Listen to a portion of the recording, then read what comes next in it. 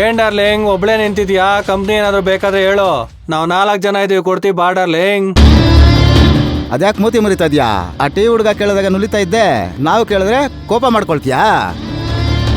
ಅದು ಬಿಡು, ನಿಮ್ ಹುಡುಗ ಬರೋ ತನಕ ಕಂಪ್ನಿ ಕೊಡ್ತೀವಿ ಬಾ ಚಿನ್ನ. ನಮ್ಮನ್ನೆಲ್ಲ ನೋಡಿ ಎದುರ್ಕೋಬೇಡ ಚಿನ್ನ, ನಾವು ತುಂಬಾ ಒಳ್ಳೆ ಹುಡುಗರು. ನಿಮ್ ಹುಡ್ಗ ಇಷ್ಟೊತ್ತಾದ್ರೂ ಯಾಕೆ ಬಂದಿಲ್ಲ ಗೊತ್ತಾ? ಜೂಟಾಗಿದ್ದಾನ ಅಥವಾ ಕೈ ಎತ್ಬಿಟ್ನಾ? ಬರ್ತೀನಿ ಅಂತ ಕೈ ಕೊಟ್ಟಿದ್ದಾನ ಕಣ್ರೋ. ನಾವೆಲ್ಲರೂ ನಿನ್ ಜೊತೆ ಸೇರ್ಲಿ ಅಂತ ಅವ್ನು ಇನ್ನೂ ಬಂದಿಲ್ಲ. ಏನು ಮಾಡೋದು, ಒಂಟಿ ಒಂದು ರೋಡಲ್ಲಿ ಸಿಕ್ತು, ರೋಡಲ್ಲಿ ಸಿಕ್ತು. ಏಯ್, ನಾನ್ ಯಾರು ಅಂತ ನಿಮ್ಗಿನ್ನೂ ಗೊತ್ತಿಲ್ಲ. ನಮ್ ಹುಡುಗ ಬಂದ್ರೆ ನೀವ್ ವಾಪಸ್ ಇಲ್ಲಿಗೆ ಬರಕ್ಕೂ ಆಗಲ್ಲ. ಆತರ ಎಲ್ರಿಗೂ ಹಾಸ್ಪಿಟಲ್ ಅಡ್ಮಿಟ್ ಆಗೋ ಹಂಗೆ ಹೊಡೆದ್ಬಿಡ್ತಾನಷ್ಟೇ. ಸುಮ್ನೆ ನನ್ ಪಾಡಿಗೆ ನನ್ನ ಬಿಟ್ಬಿಡಿ. ನಿಮ್ಗಿನ್ನ ನನ್ ಬಗ್ಗೆ ಆಗ್ಲಿ ನಮ್ ಹುಡುಗನ್ ಬಗ್ಗೆ ಆಗ್ಲಿ ಸರಿಯಾಗಿ ಗೊತ್ತಿಲ್ಲ. ಏಯ್, ನೀನ್ ಯಾರಂತ ಗೊತ್ತಾಕೆ? ನೀನ್ ಸ್ಯಾಂಡಲ್ವುಡ್ ಹೀರೋಯಿನಾ ಇಲ್ಲ ಬಾಲಿವುಡ್ ಹೀರೋಯಿನಾ? ನಿಮ್ ಹುಡುಗ ಏನ್ ದೊಡ್ಡ ಹೀರೋನಾ? ನನಗೆ ನಿಮ್ ಹುಡುಗ ನೀನು ಯಾರು ಅಂತ ಗೊತ್ತಿಲ್ಲ. ಆದ್ರೆ ಇವತ್ತಿಂದ ನಾವ್ ಯಾರು ಅಂತ ನೆನ್ಪಿಟ್ಕೊಳಂಗ್ ಮಾಡ್ತೀವಿ. ಅಯ್ಯಯ್ಯೋ, ಕೃಷ್ಣ ಬೇರೆ ಇನ್ನೂ ಬಂದಿಲ್ಲ. ಸುಮ್ನೆ ಇಲ್ಲಿಂದ ಜಾಗ ಖಾಲಿ ಮಾಡೋದೇ ಒಳ್ಳೇದು.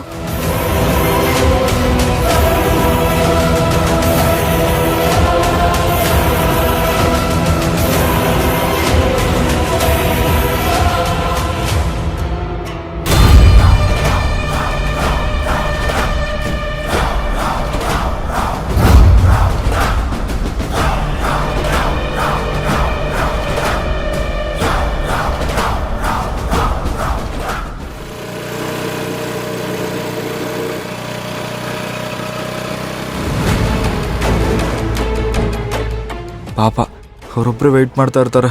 ಒಂದ್ಸಲ ಫೋನ್ ಮಾಡಿ ಲೇಟ್ ಆಗುತ್ತೆ ಅಂತ ಹೇಳ್ಬಿಡೋದು ಒಳ್ಳೇದು.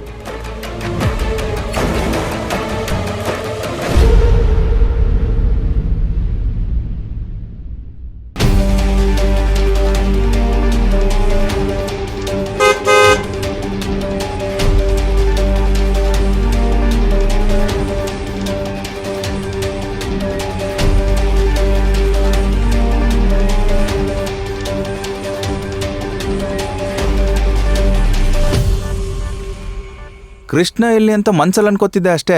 ಕರೆಕ್ಟ್ ಟೈಮಿಗೆ ಸಿಕ್ತೆ ನೋಡು. ಯಾಕಣ, ಏನಾಯ್ತು? ಏನಿಲ್ಲ, ರೇಷನ್ ಅಂಗಡಿಗೆ ದುಡ್ಡು ಕೊಡೋಕೆ ಅಂತ ಹೋಗ್ತಿದ್ದೆ. ಒಂದು ಅರ್ಜೆಂಟ್ ಕೆಲಸ ಬಂದ್ಬಿಡ್ತು ಕಣೋ, ಇದೊಂಚೂರು ಕೊಟ್ಟು ಬರ್ತೀಯಾ?